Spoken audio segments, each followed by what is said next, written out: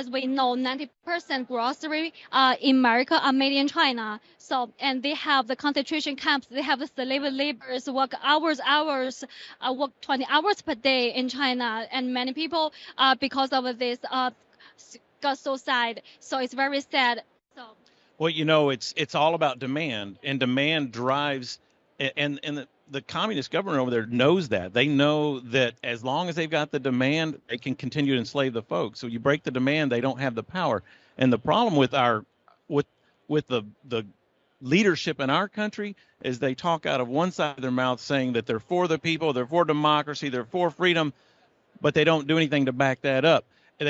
Because we've become so addicted to the cheap stuff, which just causes the enslavement to continue, and it's time that we start actually backing up letting our walk match our talk. If we claim that we're for freedom and we're for the people of China and we're for the people anywhere that are being oppressed, we can't continue to support the inhumane conditions when it comes to manufacturing and producing all the goods that we've become addicted to. We've got to start standing for them, and that's going to mean Americans need to give up some stuff. Receive American first, then release Chinese.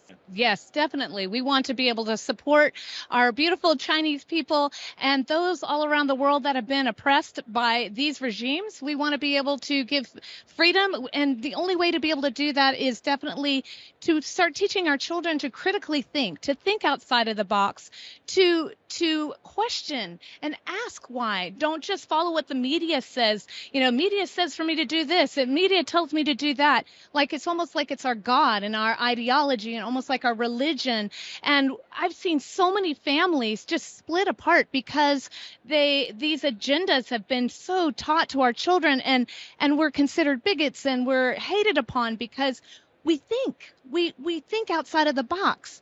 And I feel like if we teach it to our younger generation to think outside of the box and to be able to question these things, we'll be able to break that back of communism. And to be empathetic. Yes.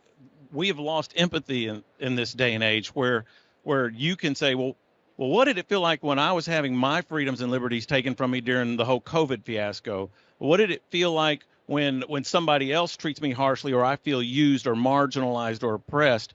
When you can start to empathize for other people, then you can say, well, maybe I don't need to buy this thing that every time I support this, it's just going to lead to the oppression of some other person somewhere else, even children. You know, we talk about how child labor is evil in this country, but yet we support regimes and we support companies that continue to use it.